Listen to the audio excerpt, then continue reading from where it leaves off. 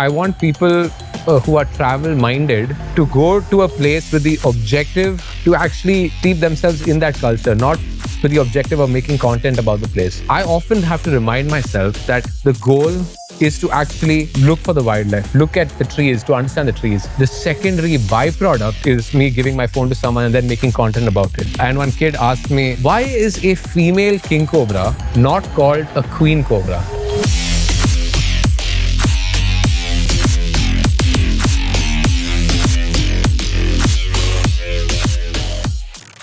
Hi, I'm Ishan Shanavas. I'm joining with KLF Apostrophes. Ishan, how was the session? The session went very well. It was smooth and it was wide-ranging. We talked about a lot of topics. Okay, I want to ask, when you come back to Cancun, you have roots, but people think like you're coming from Bangalore and taking us into a place where we'll explore more about something we don't know. Yeah. Okay, how does that work? Like many people who are listening actually don't relate to you as a person from here, having a native roots. So what is it all about? Calicut connection that they ask you? Did they ask? Well, I did get some of those questions. I like to tell people that I have played on these very sand particles that we are now sitting upon, right? Like the beach right here. Yeah. I've played in the surf. I've grown up playing in the surf over here. My Taravad, so to speak, is 1 kilometer from here. So I know these roads at the back of my hand. And that's something that I say. All these restaurants that are now catering and so on, I know these folks. This is a place that I know quite intimately for as long as I can remember. And so that's something that I say. So even in the book, I have a chapter dedicated to life here in Kozhikode. And I have a section in that chapter where I write about my time at this beach, just journaling and looking at the waves. So this is a place very close to my heart. So still that Kozhikode memory always comes up in sessions and all. Yeah, I across the country when I speak, this does happen, but especially in Kerala, I like to remind people of the fact that half of my family is from this space. Okay, cool. So talking about your space, you focus to talk to students, colleges, educational platforms and all. At the same time, you have a bunch of friends who are like so prime in their profile and all, high profile personalities. You have got both chance. So where do you find a learning experience? Like they actually listen to you, the listeners, the high profile personalities, and the kids might be more curious. So which is a learning process for Ishan? Honestly, both. I have so much to learn from these high profile people that I've been fortunate to meet as a result of this journey. And I have a lot to learn from just my listeners across India where I've spoken. I think every place has taught me something. You know, I think learning is something that isn't restricted to a certain kind of person. And so I've been fortunate to learn a lot from my listeners. In fact, a lot of listeners let me give you an example. I've just come back from 10 days in Madhya Pradesh, where I spoke to tribal children. I was called there to speak in tribal schools across villages near Kanha Tiger Reserve. And those kids were telling me about local names, about the creatures that I know only in English. They're telling me about local facts about certain trees that are only found in that landscape. Sal trees, for example, it's only found in Kanha Tiger Reserve. And they were telling me about it.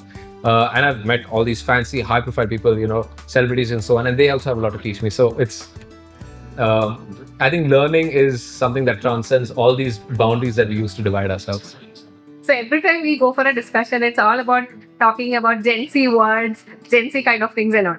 What exactly does Ishan think when you communicate with those kids, Gen Z? What are they curious about? I am surprised that I'm saying this, but I sometimes feel like I don't understand the words that people use. I'm 22. It's not as if I'm, not from this generation. But some of the slang, I smile, very politely. But it's not language that I really gel with. Maybe to an outsider, I occupy maybe a middle ground between the old school normal folks and the Gen Z crowd. And so I'm doing my best to navigate this space. So Gen Z language is one that I still need to learn. Okay. So you have listeners across globe. Like from them, what you learn as a student, I want to ask. Because you speak about wildlife conservation, nature and everything, but there might be a discussion or conversation that happens which they actually give you insights about the culture or maybe the tradition. So what do you kind of focus when you talk to global people, like people not from just India or across the globe? What exactly do you want? Your focus area is wildlife, of course, but Yeah. No, that's your- not my. That's one of my focus areas. I work on a lot. I work on entrepreneurship and so on as well. But I don't go in when I speak to these folks that I'm fortunate to meet. I don't go in with any objective as such. I think the only objective is to learn about their lived experiences and what they bring, the cultures that they've grown up in, because that's something that I have no footing in. I have no idea what that life is like, and so the only objective I have when talking to them is to hear about what they have to say. Okay. Here now, Kerala, we have a lot of travel bloggers, like YouTubers. They are making that into a profession. Okay. So, as a personal traveler, people might not be knowing that the place that they are actually going is not just a beauty, but beyond that. So, what do you want to tell about the young travelers who are actually exploring the world, but they don't go into deeper side of that? So what you can tell them how to? I think we need to understand our incentives properly. We're not. I want people who are travel minded to go to a place with the objective to actually, steep themselves in that culture, not with the objective of making content about the place. I want that to be a wonderful byproduct. I understand that space. I make content, but it's a line and it's a discussion that I often have with myself. So, for instance, I explore a lot of wild spaces. That's one of the main things that I do. That's one of the reasons I'm here, right? I often have to remind myself that the goal is to actually look for the wildlife, look at the trees, to understand the trees. The secondary byproduct is me giving my phone to someone and then making content about it. But if I go in with the objective of only making content, then I'm doing a real disservice to that space, and I don't think that is fair. So that's something I get a lot of these messages on Instagram with people asking me stuff along similar lines, and that's something that I tell them. Don't let the content objective overrule you actually immersing yourself in that space, because if you actually immerse yourself, you'll be better for it. What would be Ishan's Instagram algorithm be like? Oh, it is a weird concoction of two spaces. One is the whole nature wildlife thing. I get a lot on my feed of animals and people talking about nature. That's one, I'll say. And the other feed is just tips on entrepreneurship, how businesses work, how to start a business, how to grow a business, how to grow an Instagram channel, how to create content that actually resonates with people. So there are these two parallel streams, and I think that really sums up me as a person. I have this one nature wildlife space, that's something that I really care about, and I have this entrepreneurial side of me, and that's something that I equally care about. And my Instagram algorithm, I think, is having a hard time understanding me as a person, because it sometimes shows me this content and shows me this content, and it's these two. Right. So talking about the entrepreneurship, now when we talk about startups or business ideas, there could be random messages that you are getting. What should we do if we have a thought, if we have an idea? So what would be, if you have time, what would be the simplest advice that you give to a person similar kind of age like yours to start or enter into entrepreneurship? Well, I can speak from my experience starting and scaling an environmental program nationally. That's what I did, right? And such an entrepreneurial venture. It's entrepreneurial in spirit, right? Starts with you just starting, right? I think we bog ourselves down with all these grand ideas of making plans and so on. A lot of people reach out to me saying, I want to start a similar program. What can I do? I answered an email last night at 10:30 along these same lines. And so this is very fresh in my mind. A lot of advice that I give people is along similar lines. I just tell them to just start. Let's not, lull ourselves into not doing anything by thinking about grand tasks I need to take. So for this environmental program that I started, it started by simply going to one school, sending them an email saying, listen, I have this program, this book that I've written, and I want to conduct this session. What say you? And they latched onto it. I sent out 5 emails. One person said yes, and I used that. I did the session. I saw how the students responded. I saw what worked, what didn't work. I tweaked my presentation, and then I took that to the next school. And I asked the principal of that school, listen, could you connect me to another school? And she said, yeah, I actually used to work at this other school before. Let me connect you to them. And that's how I got my second school, and so on and so forth. And now that's how I could scale it from 16 students to 27,000 students, from one city to 25 cities and villages and towns, and from one state to over 6 states, and from one school to over 100 schools. That's because it just starts from taking one project and building on that and using the next and then using the next. I think a startup works in a similar fashion. Ishan thinks about next year or plans about next 10 years. What would be? I work with the patience of someone who plans for the next 10 years, but I act with 1 or 2 years ahead in mind. And so right now, the projects that I'm working on right now, which I can't reveal, but there are some things in the works, is keeping the next 2-3 years in mind. I have a broader 10-year goal, but the danger with that is that you don't end up, like, it seems too big a task. If you break that down into a 1-year goal or a 2-year goal, that's something that you can actually work on. And that's what I'm doing right now. Cool. So we are almost winding up the session. What is the coolest part that nobody knows about you when they first listen to your podcast or something, the cooler side? They always focus on your speech and all about the wildlife. Yeah, that's something that people seem to think that wildlife and nature is one big part of my life, of course. And that's I've dedicated a lot of work to it. But people seem to be a little shocked initially when I talk about this entrepreneurial side of myself, and it only takes a few minutes for them to realize that these two things actually work in synergy.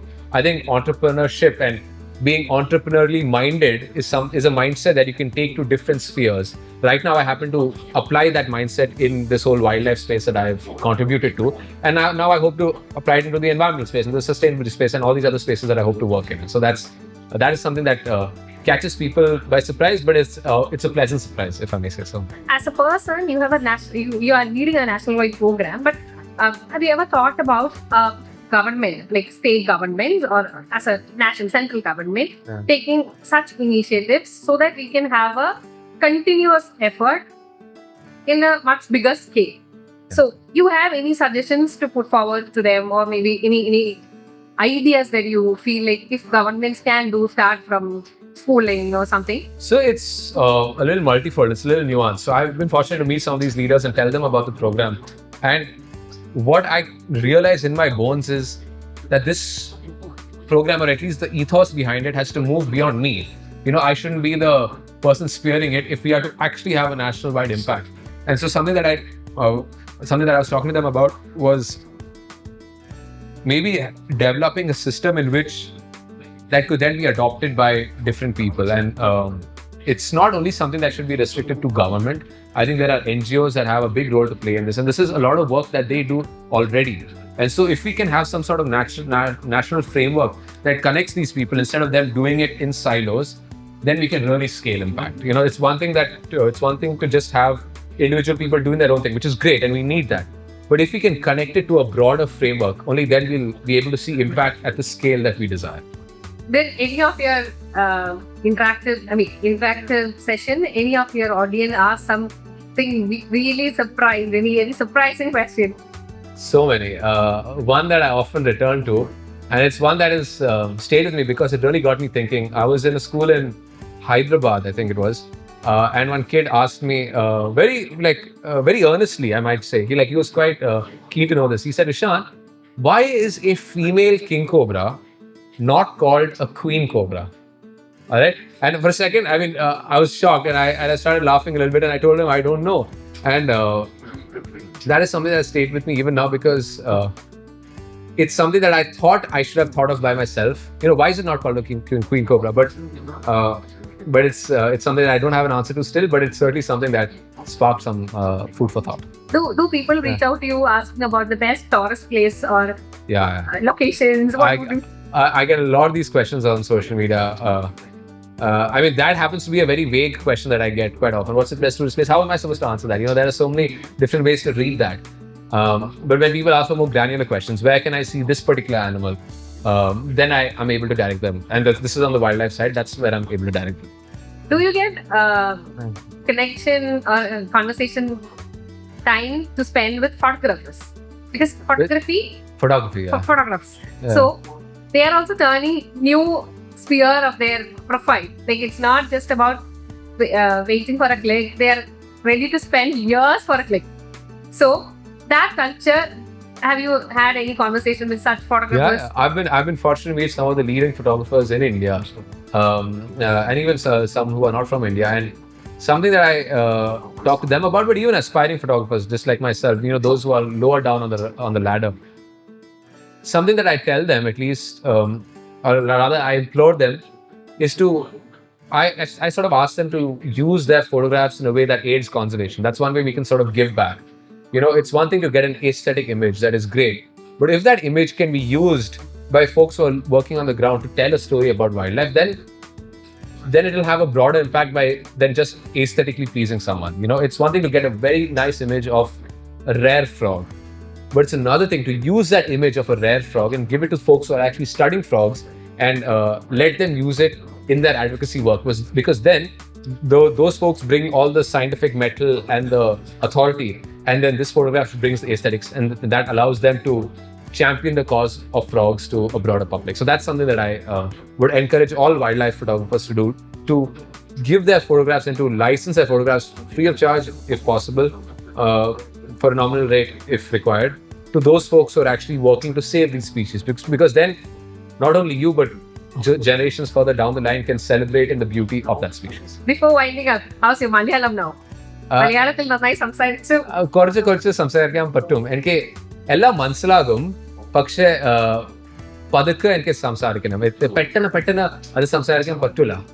പതുക്കെ കുറച്ച് words ഇംഗ്ലീഷിൽ സംസാരിച്ചിട്ട് what I want to say അത് സംസാരിക്കാൻ പറ്റും. അതെ. So when you speak in Malayalam, ഇവിടുത്തെ മലയാളി കുട്ടികൾ or listeners, they're like, okay, or how they react to it? They laugh, they smile, they laugh, but they appreciate the effort. എനിക്ക് വളരെ complicated ആയിട്ട് അത് സാധനം അത് സംസാരിക്കാൻ പറ്റൂല, പക്ഷെ സിമ്പിൾ ആയിട്ട് അത് സംസാരിക്കാൻ പറ്റും. And people respect the effort, and I appreciate that. Thank you so much, Ishan. It was lovely talking to you. Thank you for your time.